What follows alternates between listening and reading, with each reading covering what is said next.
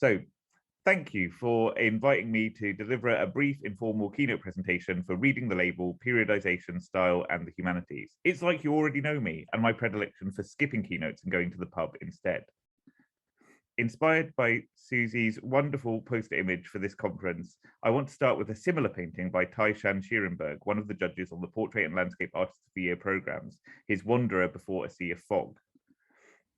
The title of Schierenberg's piece riffs on Caspar David Friedrich's Wander Above the Sea of Fog, now practically a cliched image of Romanticism.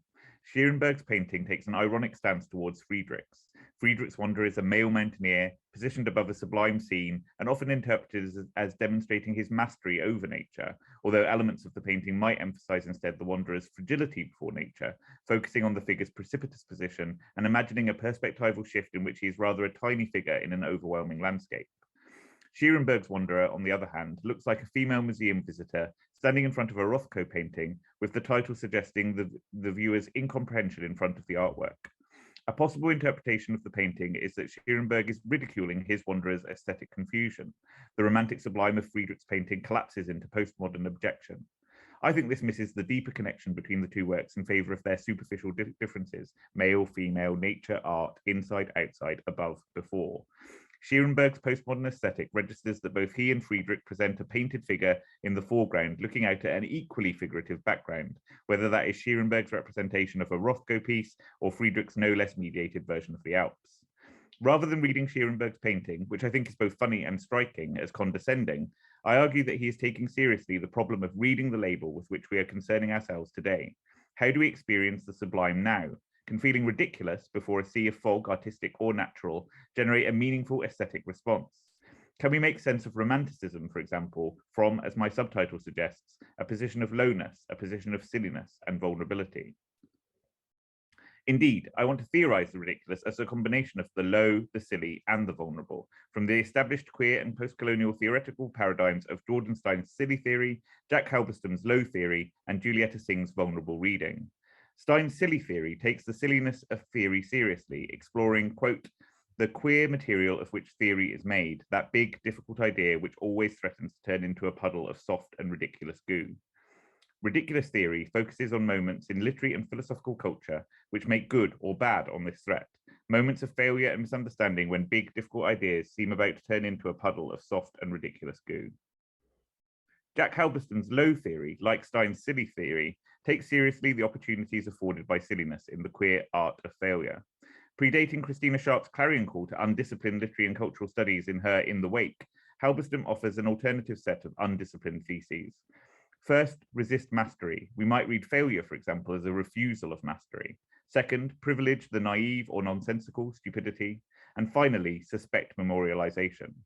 Today, I will explore the opportunities afforded by Halberstam's low theory, especially what it means to resist mastery, including assembling eccentric texts, including flirting with failure, privileging the naive and nonsensical, assembling eccentric texts, that's where that came in, and challenging traditional hierarchies. Julieta Singh builds on Halberstam's reading of failure as a queer refusal of mastery to develop her own methodology of vulnerable reading in Unthinking Mastery. Vulnerable reading is, quote, an open, continuous practice that resists foreclosures by remaining unremittingly susceptible to new world configurations that reading texts, literary, artistic, philosophical, and political can produce.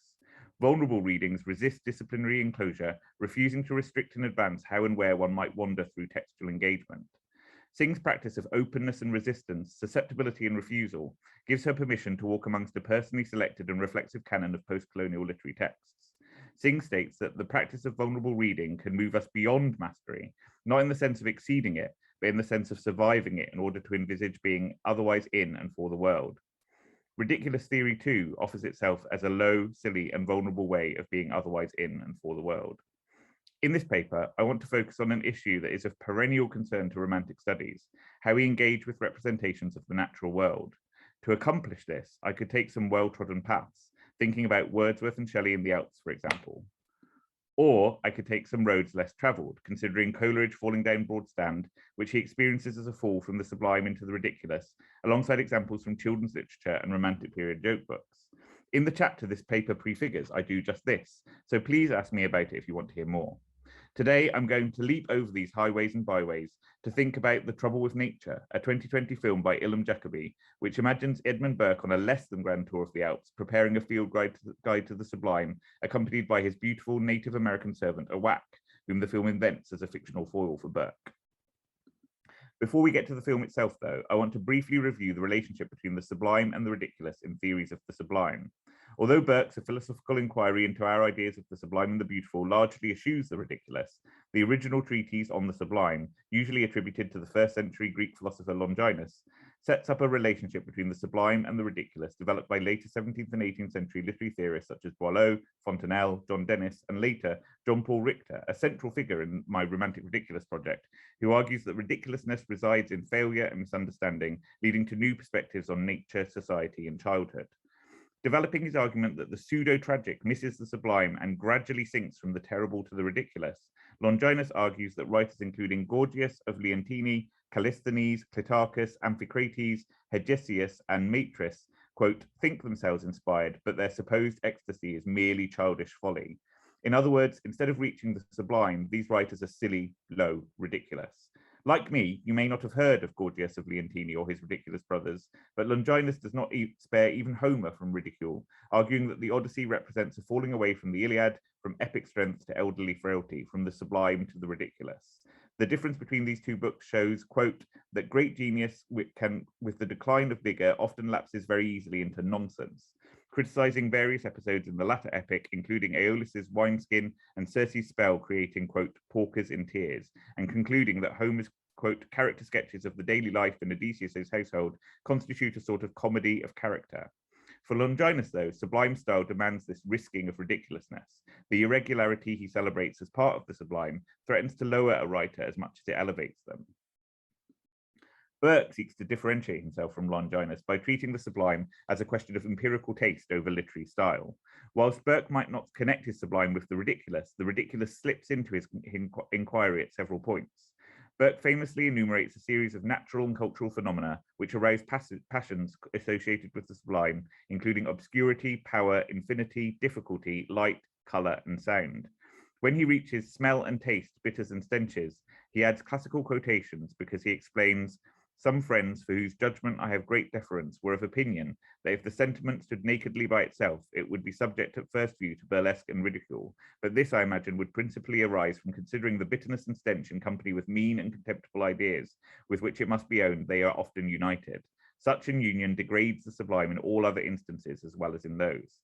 In skirting burlesque and ridicule in relation to bitterness and stench, Burke gestures towards the relationship between the sublime and the ridiculous mapped out by Longinus and others. The ridiculous involves a lowering of tone which degrades the sublime. Focusing on Burke's emphasis on the sight of the sublime rather than its smells, Philip Shaw ridicules Burke's argument that the sublime might be provoked by the strain put on our eyes in trying to take in massive views. It is one thing to claim that my feeling of lethargy is caused by the physical state of hunger, and quite another to state that my idea of infinity is produced by eye strain. Further, Shaw's serious discussion of the gendered hierarchies of the Burkean sublime, in which sublime masculinity is under threat from feminine languor, unites with his satire of Burke's autoeroticism. The man who swells in contemplation of a power that he has claimed for his own is protected not only from the raw, unreflective immediacy of the sublime, but also from the self-destroying enthrallments of erotic encounter. Burke, more of a wanker than a lover. The Trouble with Nature's Edmund Burke, played with foppish ennui by Anthony Langdon in The Trouble with Nature, certainly comes across as self-involved, conceited camp. Early in the film, he is attacked by ants whilst relieving himself behind a tree. The film focuses throughout on the mean and contemptible business of Burke's various excretions. Shaking them off with the help of the redoubtable Awak, he complains, that's the trouble with nature, it's so insistent. If this moment feels at odds with the romantic glorification of nature, accomplished in part through Burke's real celebration of the sublime in his inquiry, it has its reflection in a moment in Ludwig Tieck's absurdist pantomime Puss in Boots, also published in the 18th century. The play's king climbs a tree to survey his kingdom only to find himself covered in bugs. His daughter teasingly laments, that's because this is nature which has not yet been idealized. Imagination must first ennoble it.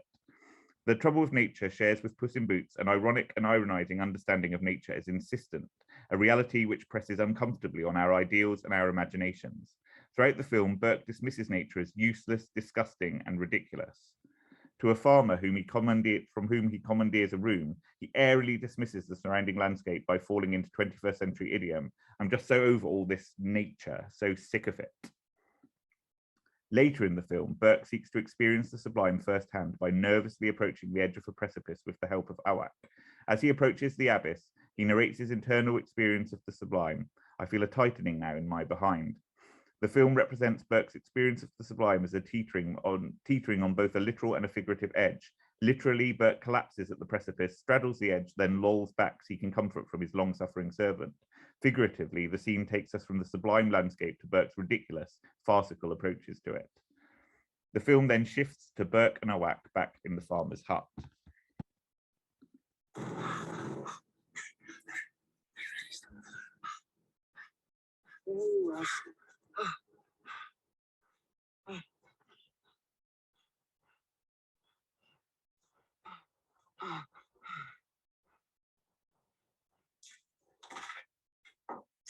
Another wasted day.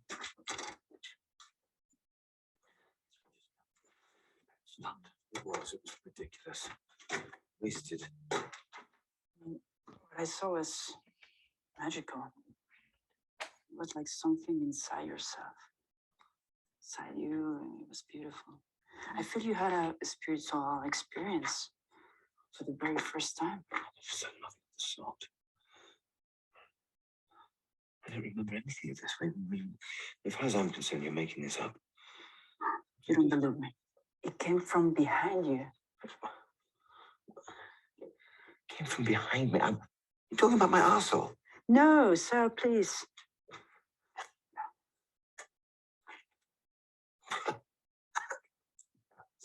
Inside. Like someone was inside of you. That's all this gibberish.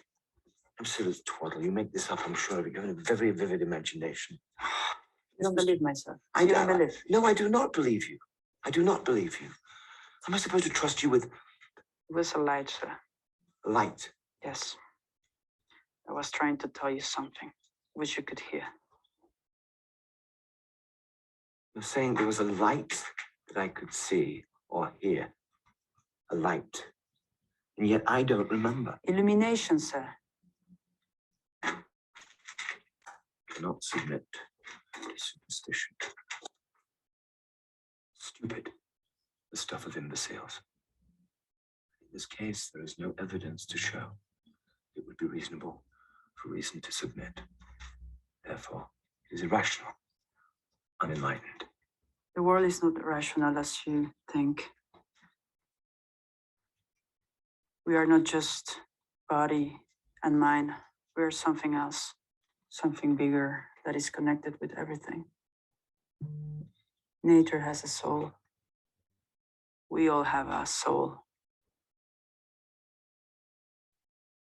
And maybe it's the same soul.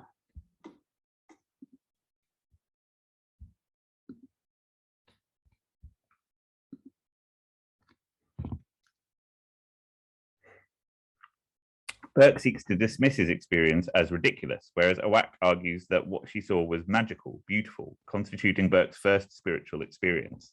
Burke undercuts Awak's alternative analysis of the sublime by degrading it to the mean and contemptible. It came from behind me. Are you talking about my arsehole?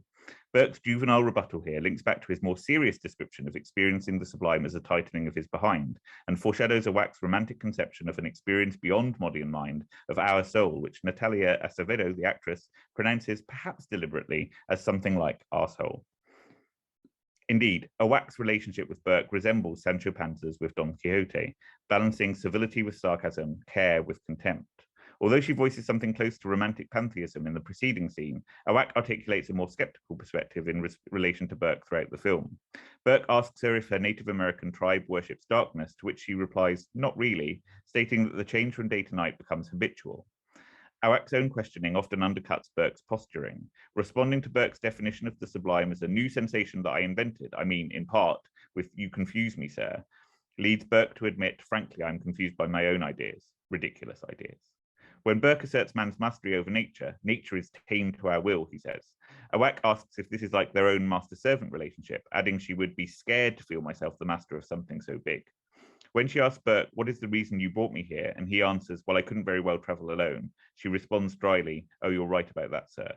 Often depicted as carrying all of their travelling equipment, including their cooking utensils and accommodation such as it is, a whack presents a practical, efficient, worldly aspect to Burke's mercurial campiness. And you can see her in this image carrying all of their belongings.